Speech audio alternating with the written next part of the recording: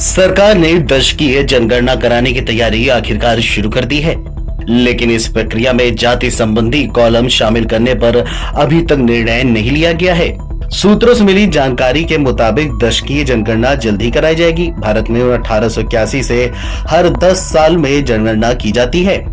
इस दशक की जनगणना का पहला चरण 1 अप्रैल 2020 से शुरू होने की उम्मीद थी, लेकिन कोरोना महामारी के कारण इसे स्थगित करना पड़ा। वहीं दूसरी ओर पिछले साल संसद द्वारा पारित महिला आरक्षण अधिनियम का कार्यान्वयन भी दशकीय जनगणना से जुड़ा हुआ है। लोकसभा और राज्य विधानसभाओं में महिलाओं के लिए 1/3 सीटें आरक्षित करने संबंधी कानून इस अधिनियम के लागू होने के बाद होने वाली पहली जनगणना के प्रासंगिक आंकड़ों के आधार पर परिसीमन की प्रक्रिया शुरू होने के बाद लागू होगा।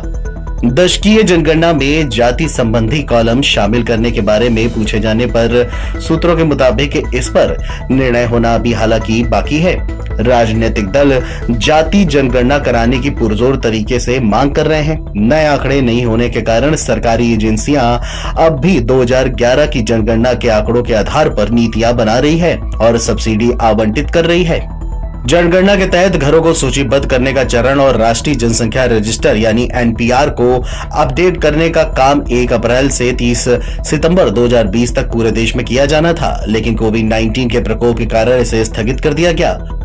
अधिकारियों के मुताबिक पूरी जनगणना और एनपीआर प्रक्रिया पर सरकार के तकरीबन 12,000 करोड़ रुपए से भी ज्यादा के खर्च होने की संभावना है। बता दें कि पहली बार डिजिटल जनगणना होने की जा रही है, जिसके जरिए नागरिकों को स्वयं गणना करने का अवसर मिलेगा। इसके लिए जनगणना प्राधिकरण ने एक स्वगणना पोर्टल तैयार किया है, जिसे हालांकि अभी तक लॉन्च नहीं किया गया है। स्वगणना के दौरान आधार या मोबाइल नंबर अनिवार्य रूप से एकत्र किया जाएगा। बताते चले कि राजनीतिक दल जाति जनगणना कराने की पुरजोर तरीके से मांग कर रहे हैं। नए आंकड़े नहीं होने कारण सरकारी एजेंसियां अभी तक 2011 की जनगणना के मुताबिक ही अपनी नीतियां बना रही हैं और सब्सिडियां दे रही हैं।